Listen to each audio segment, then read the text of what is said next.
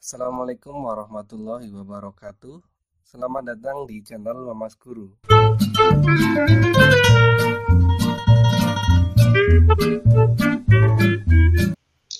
Pada video kali ini saya akan menjelaskan mengenai vektor di R2. R2 itu maksudnya adalah dimensi 2 atau biasa kita kenal sebagai bidang ya. Jadi vektor pada bidang.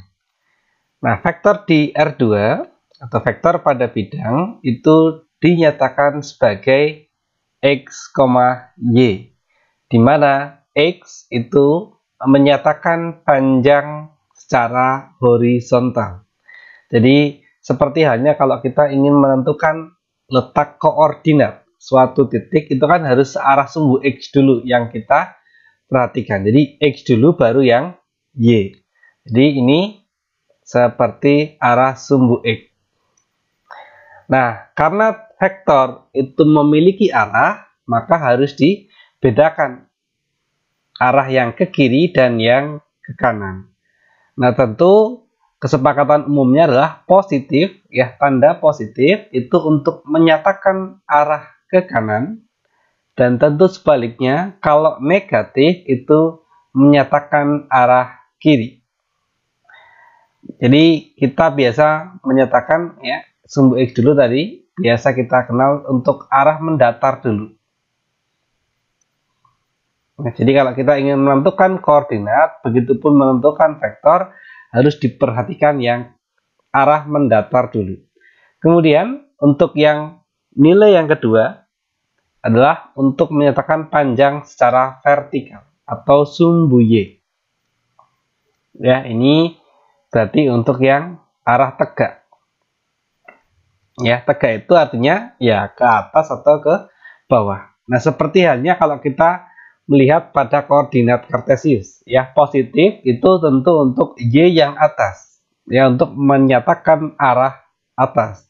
Begitupun sebaliknya, kalau min berarti arah bawah. Nah, saya yakin pedoman ini tidak sulit karena sudah sesuai dengan aturan kalau kita menentukan titik koordinat, ya, sama aturannya.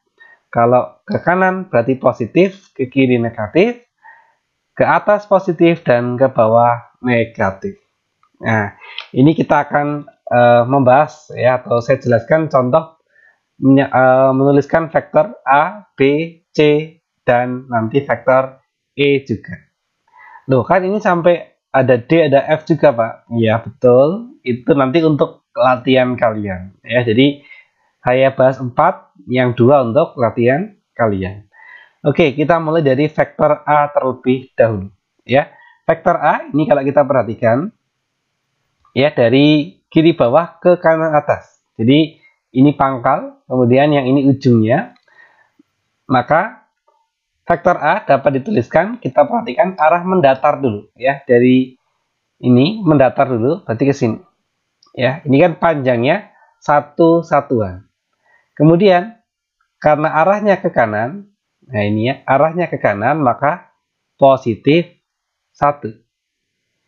Kemudian untuk ke atas, ya, tentu 2 satuan, ini jelas ya. 1, 2. Kemudian arahnya, nah ini karena arahnya ke atas, ya, arahnya ke atas, maka tandanya positif. Positif 2.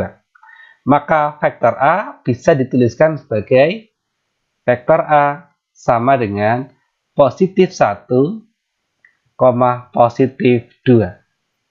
Nah, tentu karena positif, ini lazim di matematika, tidak perlu ditulis tanda positifnya. Ya, cukup seperti ini saja. Maka ini sudah otomatis berlaku positif 1, positif 2. Ya. Seperti itu. Jadi perhatikan ke kanan dulu atau ke kiri dulu. Tentu ini geraknya ke kanan, 1 satuan, berarti positif 1. Kemudian geraknya dari sini ke atas. Ke atas 2 satuan, ke atas positif 2 satuan, berarti positif 2. Sehingga penulisannya adalah vektor A 1,2. Hati-hati di sini, meskipun penulisannya persis dengan koordinat, gitu ya. Jadi kan kalau di koordinat itu misalkan kurang lebih seperti inilah ya gambarnya. Kemudian ini nilai X-nya 1, kemudian Y-nya 2. Nah, kita beri seperti ini.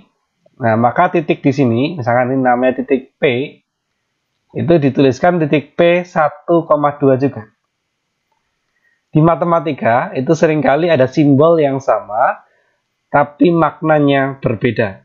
Kalau yang seperti ini, P 1,2, ini menunjukkan bahwasanya titik P letaknya pada koordinat 1,2.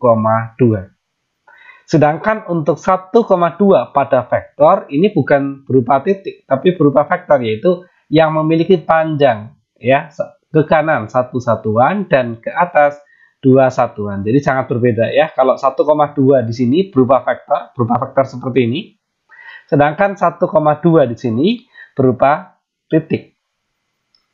Ya, selain itu juga kita bisa membedakannya dari notasinya ya. Kalau ada anak panahnya, tentu yang dimaksud 1,2 di sini bukan titik tapi vektor. Begitu juga di sini, ketika lambangnya hanya satu huruf, tidak ada tanda panah di atasnya, maka otomatis maknanya titik. Nah, itu ya sekilas tambahan mengenai penulisan vektor. Kita lanjut ke yang B ya, yang B yang ini. Nah, silakan kalau kalian yang sudah paham dengan apa yang sudah saya jelaskan, bisa mencoba dulu. Kira-kira B itu berapa, koma berapa gitu ya. Nah, saya tuliskan di sini. Nah, B kira-kira berapa, koma berapa. Nah, yang sudah paham, kita akan bahas bersama-sama. B, ini pangkalnya. Ini ujungnya. Ya, selalu memperhatikan dari arah pangkal ke ujung. Dari pangkal ke ujung tentu geraknya harus ke kanan atau ke kiri dulu. Tentu ke kiri ya, nggak mungkin ke kanan. Nanti kalau ke kanan nggak nyampe ujungnya ya. Ke kiri berarti tandanya negatif. Negatif berapa? Ya, ke kiri berapa satuan ini? 2 satuan, maka negatif 2. Berarti untuk bilangan pertama ini negatif 2. Maknanya ke kiri 2 satuan. Kemudian dari titik ini untuk sampai titik ujung harus ke atas atau ke bawah? Tentu harus ke atas, ya jelas. Kalau ke atas berarti maknanya positif. Ke atas berapa satuan? Ya ini 1 satuan. Maka positif 1. Ya untuk positif tidak usah ditulis, cukup 1 saja. Ya sehingga vektor P adalah vektor negatif 2,1. Kemudian C dan juga E ya. Oke, yang C silakan bagi yang sudah paham A dengan B dicoba lagi kira-kira C-nya berapa, koma berapa. Nanti akan kita bahas bersama ya. Kalau yang sudah paham, tentu jawabannya nanti sama. Oke, sekarang saya jelaskan untuk yang C. Kita perhatikan ujungnya ini, ini pangkal maaf. Kemudian yang bawah ini ujung. Selalu harus jeli ya, tidak boleh kebalik urutannya, harus dari pangkal ke ujung. Jangan sampai kita memikirkannya ujung ke pangkal, ya terbalik nanti. Dari pangkal ke ujung. Geraknya kira-kira dari pangkal ke ujung harus ke kanan atau ke kiri dulu? Tentu ya jelas ya, ini harus ke kanan dulu. Ya, agar sampai ke ujung. Ke kanan berarti positif berapa satuan? Ini berapa kotak gitu ya? 1, 2, 3. Positif 3. Nah, kita tuliskan di sini 3. Ya, tidak usah dituliskan positifnya. Kemudian dari titik ini untuk mencapai ujung harus ke atas atau ke bawah? Tentu harus ya jelas ke bawah. Ke bawah berarti negatif berapa satuan? 2 satuan. Maka ini 3, min 2. Nah, tidak kalah penting di sini hati-hatinya adalah jangan sampai terbalik urutannya. Jadi jangan sampai kalau kalian ingin mengecek dari pangkal ke ujung ke atas atau ke bawah dulu. Jadi kalau seperti ini ke bawah dulu terus baru ke kanan, nanti salah. Ya kebalik min 2,3 ya. Padahal harus aturannya ke kanan atau ke kiri dulu baru ke atas atau ke bawah. Jangan sampai ke atas atau ke bawah dulu. Nah, ini penting untuk diperhatikan.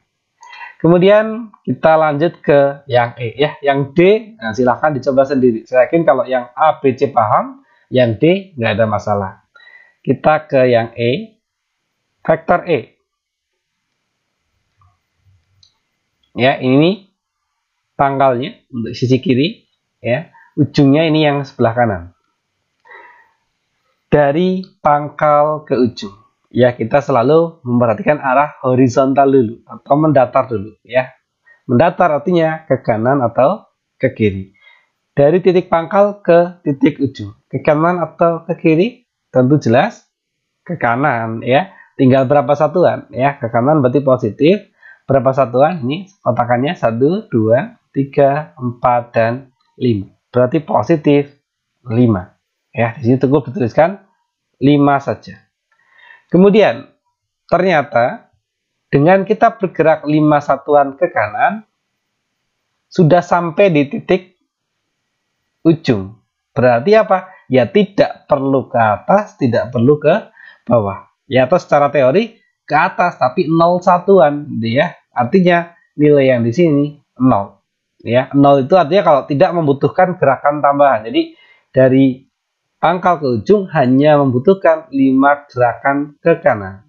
Ya, untuk yang ke atas atau ke bawah tidak perlu. Ya, tidak perlu, itu cukup 0. Ya, sehingga inilah vektor A, B, C, E-nya. Nah, kemudian ini segera tambahan aja. Untuk yang F silakan nanti kamu coba sendiri kira-kira berapa koma berapa itu ya. Nah, untuk yang materi terakhir untuk pada video kali ini tambahan sedikit, yaitu vektor yang dituliskan secara mendatar ini disebut vektor baris. Jadi yang tadi kita tuliskan 1,2, min 2,1 dan seterusnya itu namanya vektor baris. Artinya seperti baris, yaitu mendatar. Sedangkan kalau vektor yang dituliskan secara vertikal, jadi boleh-boleh saja, ya nanti akan kita gunakan juga dalam mengerjakan soal. Kadang kita menggunakan vektor yang vertikal. Vertikal itu, nah seperti ini penulisannya. Nanti yang disebut sebagai vektor kolom, ya, vertikal atau tegak, ya. Jadi 5,0 kalau dituliskan dalam bentuk vektor kolom berarti 5 di atas, 0 di bawah. Tentu kalau sudah seperti ini tidak perlu ada koma ya di tengahnya, cukup ya atas 5 bawah 0. Kalau mendatar, kalau tidak dijeda koma nanti dikira 50 gitu ya. Ini dikira 3 min 2 loh, nanti ketemu 1 gitu ya. Jadi harus ada pembatas yang jelas kalau mendatar. Cuma kalau kolom ini sudah jelas atas 5 bawah 0. Artinya ini yang arah mendatar, yang ini arah vertikal gitu ya. Ini juga sama, 1,2 dituliskan 1 di atas, 2 di bawah. Begitu juga untuk yang B dengan C ya, penulisannya sama saja. Sebelum video ini saya akhiri, sudah saya siapkan latihan soal untuk kalian menguji seberapa paham dengan materi yang sudah tadi saya jelaskan. Ini ada gambar vektor ya, P, Q, R, S, dan juga T. Silahkan kalian tentukan vektor P ya, berapa koma berapa. Boleh secara vektor baris artinya mendatar ataupun vektor kolom juga nggak masalah ya. Silahkan dicoba dengan pedoman materi yang tadi sudah saya jelaskan. Bila ada kesulitan silahkan ditanyakan di kolom komentar. Sekian dulu pembahasan kita pada kesempatan kali ini. Bila ada kesalahan saya mohon maaf. Assalamualaikum warahmatullahi wabarakatuh.